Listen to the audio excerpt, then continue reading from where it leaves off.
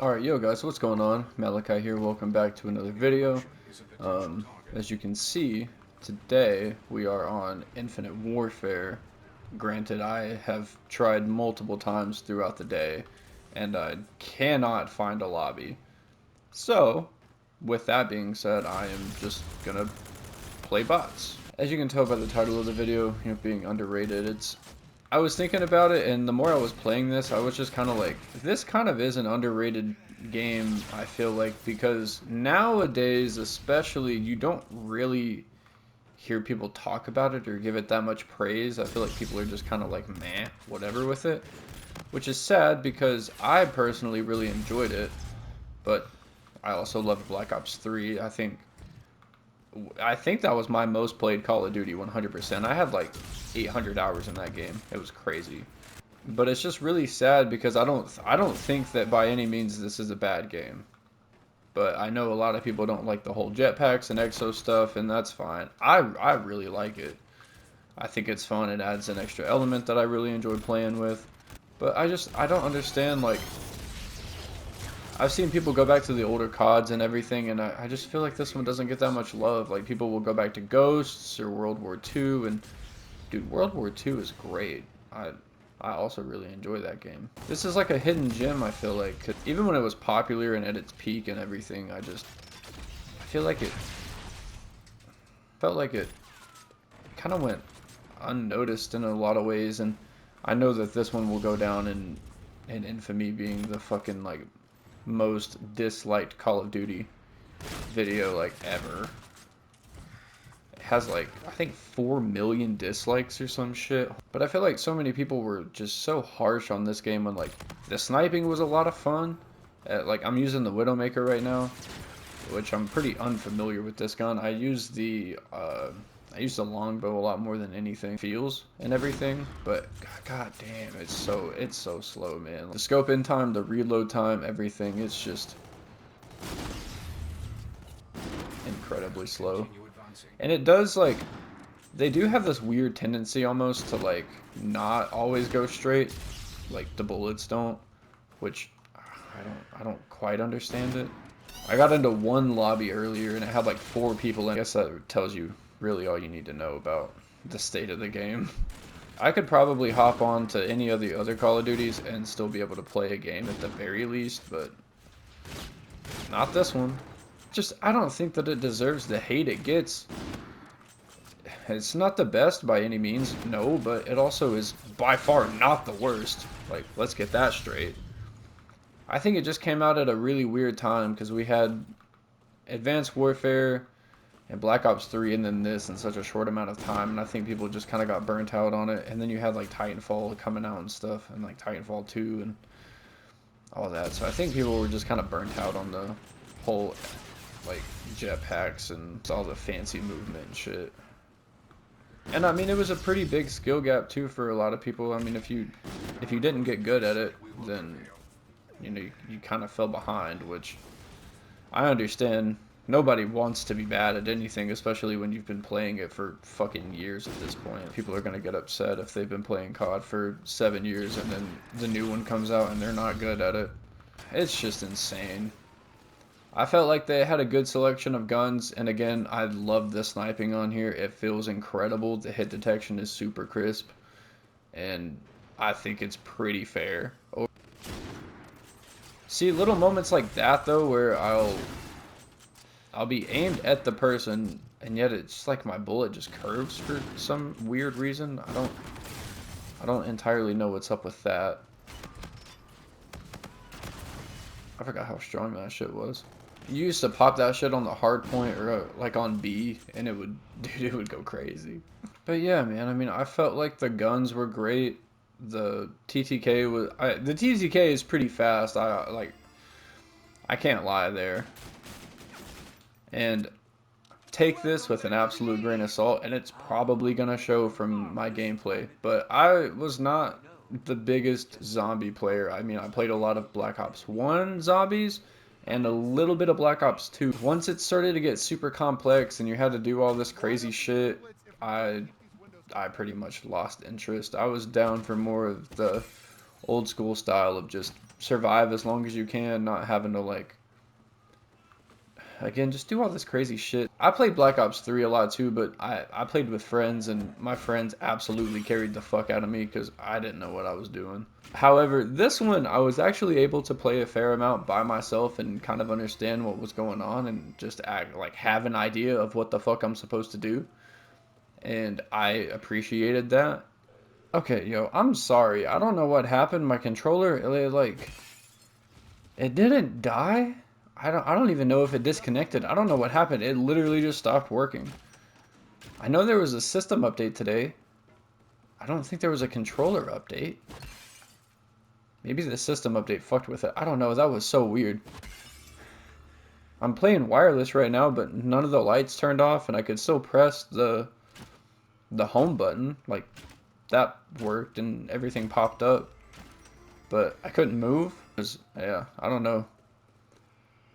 So, I died. But, whatever. I don't feel like there's a whole lot to be said about this game other than just, I mean, for what it was a good Call of Duty game. I enjoyed it. I put a lot of time into it. I made some friends on here. It was all in all a good time. I didn't hate it. I actually played this more than the MW Remastered. But again, I prefer this movement. I like Titanfall. That's one of my favorite games, both 1 and 2. All in all, I just feel like it's underrated in a lot of different ways. Especially because the movement wasn't even as crazy as Black Ops 3. I don't feel like you can't jump as high. It's just a lot more calm. But moving on from that, in terms of just talking about stuff that's underrated, I mean, as on brand as it can get for me, there are a few things musically that I wanted to talk about that I feel like are underrated. Starting with Paleface Swiss. I know I mentioned them a fair amount, but I really fuck with them. I think everybody in the band seems really cool. Obviously, I don't know them, so I can't say for certain.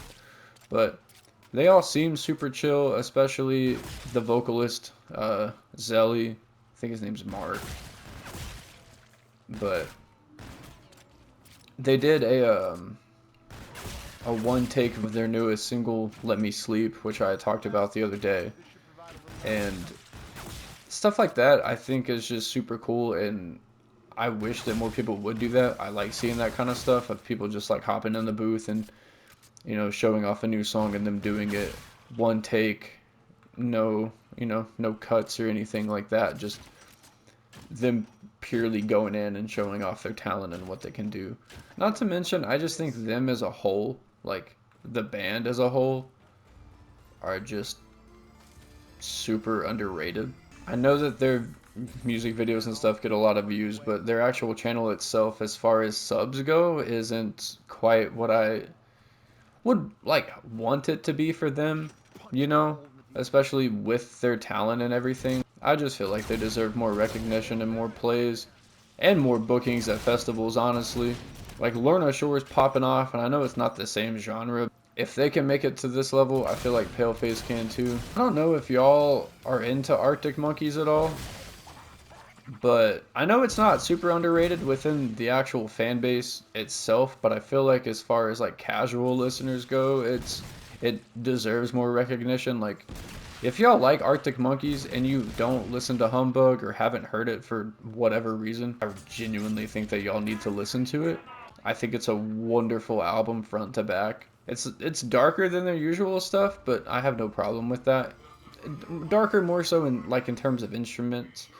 Um, just overall, the sound is pretty dark.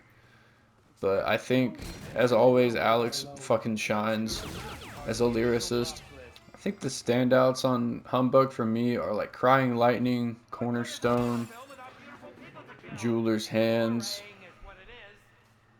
Dangerous Animals. And in terms of, I didn't even mention it, but for Paleface too, like, and with Hope You'll Be Damned, incredible. My Blood on Your Hands, great.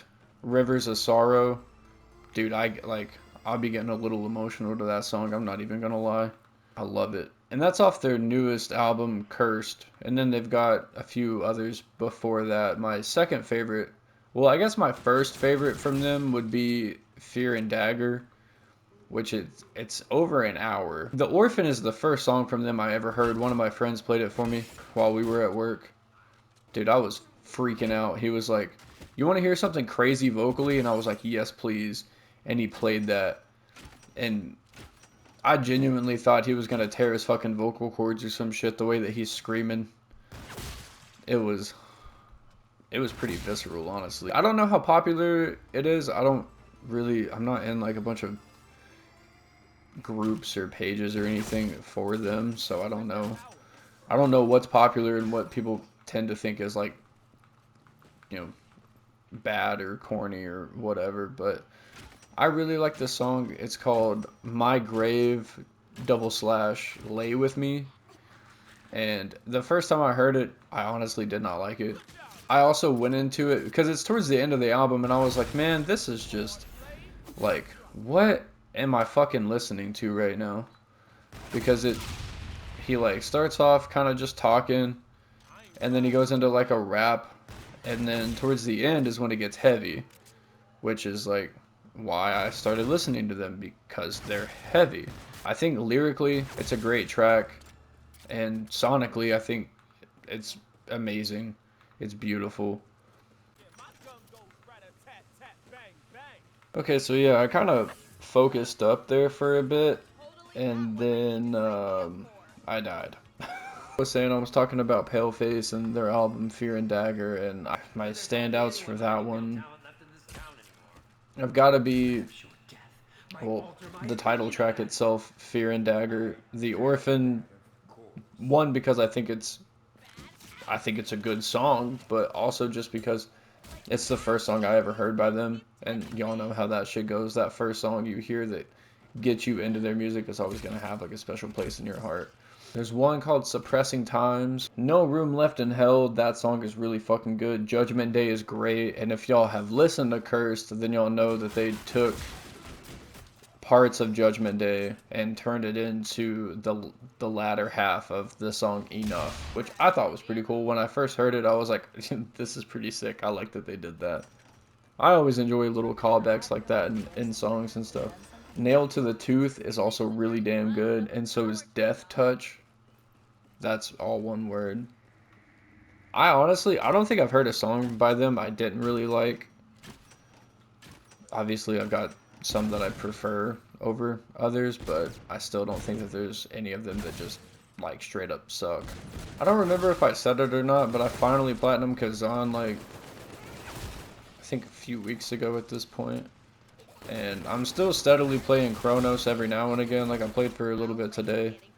I'll probably play some more too after I'm done with this, but I'm still just slowly chipping away at the platinum on that.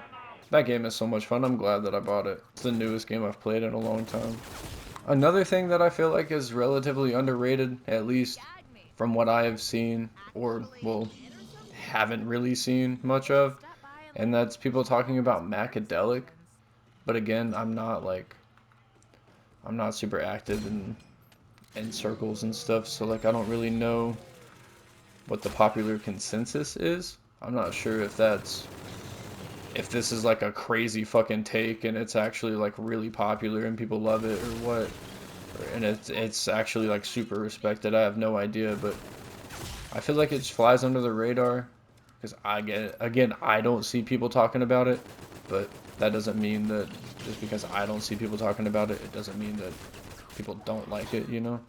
It's just one of those projects that like I really enjoy. Every time I put it on, dude, I can't help but listen to it front to back, no skips, and I enjoy every second of it. It's almost like, I don't know, it feels like I don't see people sharing the same sentiment. But personally, I think the intro track, Love Me As I Have Loved You, is such a fucking banger. It's such a good opener too, everything about it. I love that distorted guitar. I honestly love everything that he did with that album. I'm not to fucking glaze it too hard or anything like that. I think it's so solid. And for him to have only been, what, 19, 20 years old, it just blows my mind. For someone to be able to make something like that at that age, because like I'm 23, so like I'm not far off from that age, and I couldn't even begin to make something like that. So it just It absolutely blows my mind. That man had something, like, something so special. I like that you just stab him with a spoon. That's so funny. Thoughts from a balcony, the first time I heard that, I loved that shit. Same with 1 through 8, that Dear People of Earth, After I've Died, What's the Weather Like? That shit hit hard, because the first time I heard it, it was on a day, well, kind of like today, honestly, just cold, cloudy, and rainy. And so I was like, as corny as it is, bro, I looked up and I just said like what the weather was like. It was just like he asked me a question and I answered. And that's what I like about his music so much, is that it feels like you're just hanging out with him, you're just having a conversation, like no matter the album. I heard it put really well too, that with Faces it's almost like you're a fly on the wall, like almost like you're just sitting there watching everything go down with just how the album feels and everything. So much of his music feels so special and unique and just like so unlike so much other stuff. He really was in his own lane and just like so unique, and like Vitamins, the first time I heard that, that shit made me laugh so hard. Him just talking about taking a crazy pill from some random bitch. I like Clarity too. I like whenever he gets like that and he's making like little love songs and shit. Like ROS off of Good AM has a special place in my heart. Same with Ascension off of that album too. Yeah, Ascension, Jump, and The Festival, an insane 3-track run, especially to close out an album. I feel like the albums Gray, and My Liver Will Handle What My Heart Can't by The Boys are both super underrated. Gray is my favorite album that they've ever made, hands down. Gray overall, start to finish, aside from Magnolia. Well, actually, Magnolia itself is great. It stops being great when Curb comes in and does his verse. That's when the song drastically drops and instantly becomes a skip. I recently revisited My Liver Will Handle What My Heart Can't, and that's when I like really kind of fell in love with it, and I was like, man, I don't see anybody talk about this. And honestly, that's why I didn't really listen to it, because like I kind of forgot about it. Their discography is huge. And so like I'm bound to forget about shit, because I mean they drop an album every year and they've got like all kinds of shit. They've been making music for over 10 fucking years. Gray has been my favorite for a while now. I found it like when I was in a really shitty position, and that album was just like, as weird as it sounds, bro, it felt like just sitting like with the homies in the sun, and like almost gave me a sense of hope in a weird way. It was just, I mean, a lot of their music makes me feel like that, like hopeful and everything. Some people may not agree, but I mean that's fine. It's whatever. Songs like, well, I think the intro off of Gray, Number One Stunner, that shit always gets me hype. I love it. There's nothing, I don't think that there's really anything that I would change about that song, honestly. And then Shrimp Po' Boy, that was the song right there that, like, I don't know, something about it. Like, the saxophone, the jazzy elements, just in general. I don't want to say the perfect song, but as close to perfect as perfect could be, in my opinion, during the time that I found it. You got Behold a Pale Horse on there. You got Clouds as Witnesses. You got Kill 2 on there. Everything. I don't wait. Can I actually say that on YouTube? Probably not. I'm gonna have to cut that out. And then some of the things that made me kind of like re-fall in love with My Liver Will Handle What My Heart Can't is shit like Tulane when Ruby comes in and he just screams, "Bitch, you could never be the seventh world dragon." Shit like that. Dude, I fucking love that. That shit makes me feel like I can fight God himself. Same with like anything that Paleface or Lorna Shore makes. That makes me feel like I could take on a fucking Grizzly and Silverback at the same time. How did my Where did my bullet even go?